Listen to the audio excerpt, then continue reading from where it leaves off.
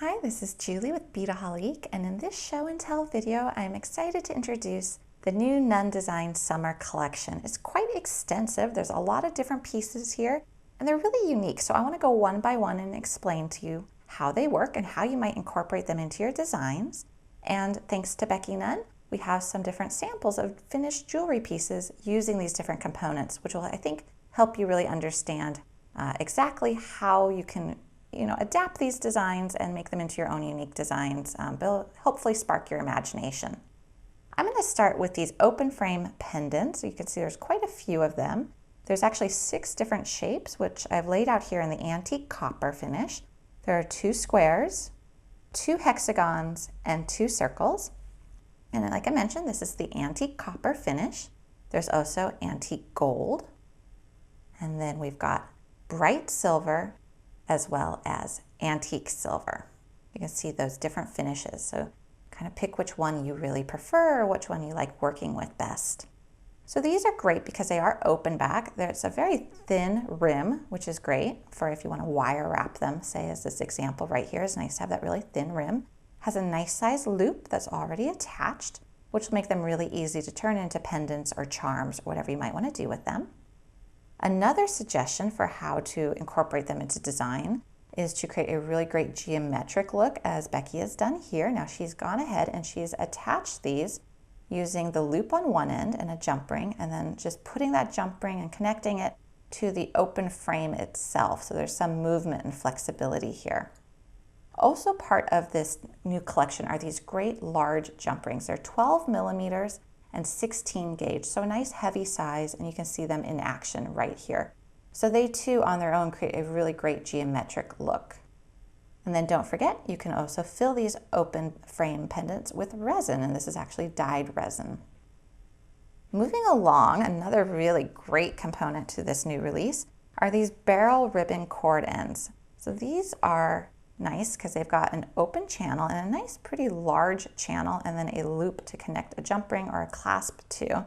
And how you're going to use these guys are you're going to fill them with ball chain, cup chain, loom work, whatever you might be using, and then you're going to go ahead and close that open end. So I'm going to quickly show you with some of this faceted 2 millimeter ball chain that's also part of the collection how you would do this. So you would take the end, take the last ball and just slide it in, and then however many you want to make a multi-strand bracelet or necklace, and then just fold over that tab. And once this is in here, it's not going anywhere, so you really don't need to add any adhesive or anything like that. You'll see that there's 3 different sizes.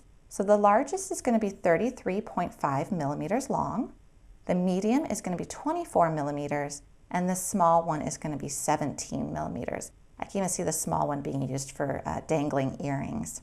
Again, they're going to come in the different finishes as well, so you can match your metals and your different beading findings and components. Up here is this faceted ball chain, and I really do love this faceted. It's very sparkly and pretty, and there's a 2 millimeter size as well as a very petite little 1.2 millimeter. So quite a difference in the sizes here, both very, very pretty. And again, they're going to be in the different finishes as well, so you can see how sparkly they are.